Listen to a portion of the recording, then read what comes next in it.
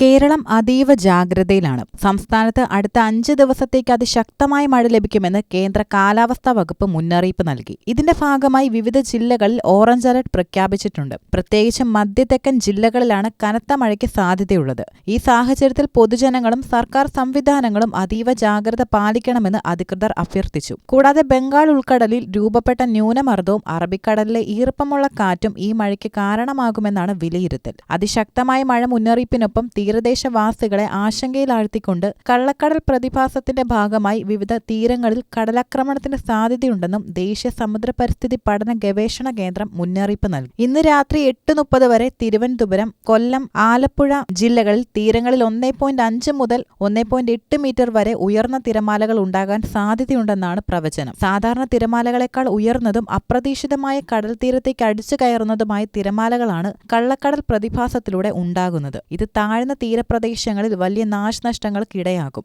അതിനാൽ ഈ തീരപ്രദേശങ്ങളിൽ താമസിക്കുന്നവരും മത്സ്യത്തൊഴിലാളികളും അതീവ ശ്രദ്ധ പുലർത്തേണ്ടതുണ്ട്.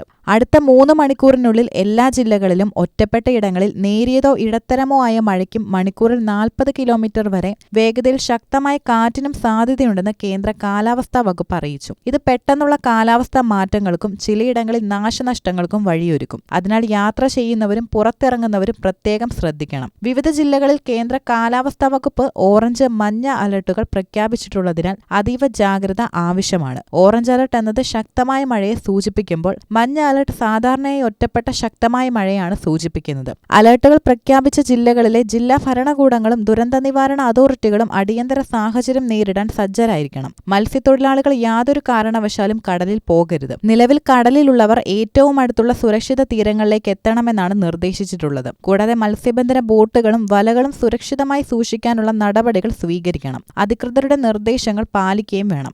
സർക്കാർ സംവിധാനങ്ങൾ, ദുരന്ത നിവാരണ അതോറിറ്റി, കാലാവസ്ഥാ വകുപ്പ് എന്നിവ നൽകുന്ന മുന്നറിയിപ്പുകളും നിർദ്ദേശങ്ങളും കർശനമായി പാലിക്കുക. സോഷ്യൽ മീഡിയ വഴിയുള്ള വ്യാജ സന്ദേശങ്ങളിൽ വിശ്വസിക്കരുത്. ആവശ്യമില്ലാത്ത യാത്രകൾ പരമാവധി ഒഴിവാക്കുകയും വേണം. മലയോര മേഖലകളിലേക്കും പുഴയോരങ്ങളിലേക്കുമുള്ള യാത്രകൾ പൂർണ്ണമായി മാറ്റിവെക്കുക.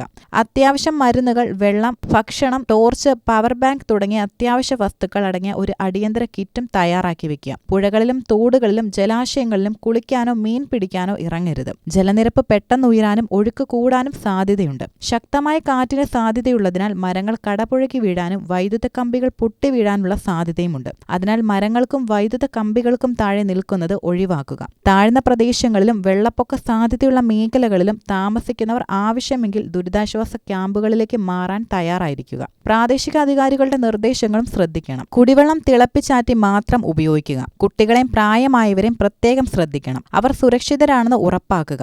അടിയന്തര സാഹചര്യങ്ങളിൽ സഹായത്തിനായി സംസ്ഥാന ദുരന്ത നിവാരണ അതോറിറ്റിയുടെയും ജില്ലാ ദുരന്ത നിവാരണ അതോറിറ്റിയുടെയും ഹെൽപ്പ് ലൈൻ നമ്പറുകളും ഫോണിൽ സൂക്ഷിക്കുക. വളർത്തുമൃഗങ്ങളെയും സുരക്ഷിത സ്ഥാനങ്ങളിലേക്ക് മാറ്റാൻ ശ്രദ്ധിക്കണം. വൈദ്യുതി ഉപകരണങ്ങൾ ഉപയോഗിക്കുമ്പോൾ അതീവ ശ്രദ്ധയും പുലർത്തണം. വെള്ളം കയറാൻ സാധ്യതയുള്ള വീടുകളിൽ വൈദ്യുതി വിച്ഛേദിക്കാൻ തയ്യാറായിരിക്കുക. കാലാവസ്ഥാ മാറ്റങ്ങൾ സൂക്ഷ്മമായി നിരീക്ഷിക്കാനും അതനുസരിച്ച് പ്രതികരിക്കാനും ഓരോ വ്യക്തിയും ശ്രദ്ധിക്കേണ്ടതും അത്യാവശ്യമാണ്.